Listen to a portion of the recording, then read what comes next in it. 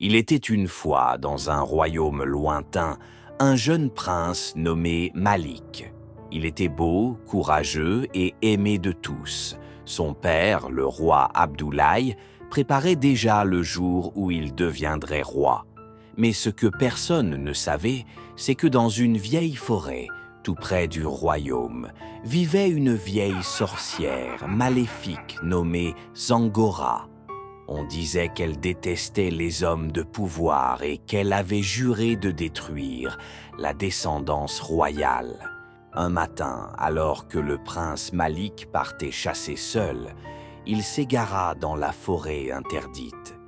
Les arbres étaient si grands qu'ils cachaient le soleil. Les oiseaux ne chantaient plus et un étrange vent glacé soufflait. Soudain, il aperçut une vieille femme voûtée, habillée de noir, avec des cheveux blancs et des yeux rouges comme le feu. « Jeune homme, dit-elle d'une voix rauque, approche et aide une vieille dame qui a perdu son bâton. » Malik, malgré la peur, s'avança pour aider. Dès qu'il tendit la main, la vieille se transforma sous ses yeux en une sorcière hideuse.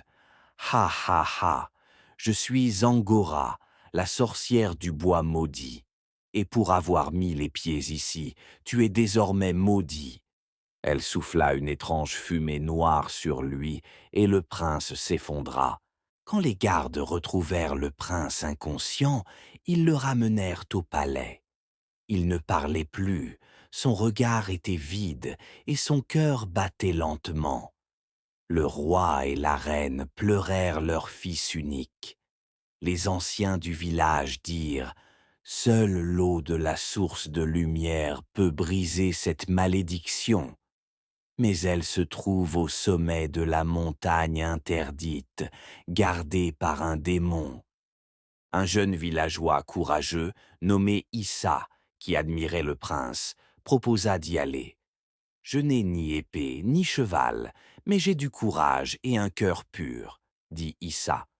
Le roi lui donna sa bénédiction. Issa marche 3 jours et 3 nuits. Il affronte des vents violents, des bêtes sauvages et des esprits de la forêt. Au sommet de la montagne, il trouva la source.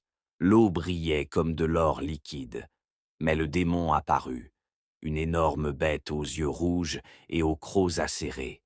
Issa, sans peur, tendit les bras et dit « Je ne suis pas venu pour me battre, mais pour sauver un innocent. » L'eau elle-même s'éleva et recouvrit le démon qui disparut dans un nuage de lumière.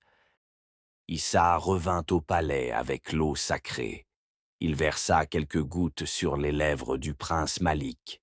En un instant, Malik ouvrit les yeux et un vent chaud souffla dans le palais.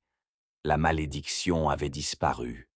Le roi embrassa Issa et lui dit « Aujourd'hui, tu n'es plus un simple villageois, mais le frère du prince et le fils du royaume. » Plus tard, les sages utilisèrent la même eau pour piéger Zangora dans une prison de pierre où elle ne pourrait plus jamais nuire.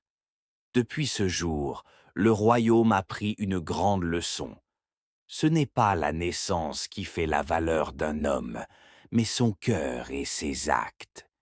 Le courage et la bonté vaincront toujours la peur et la haine,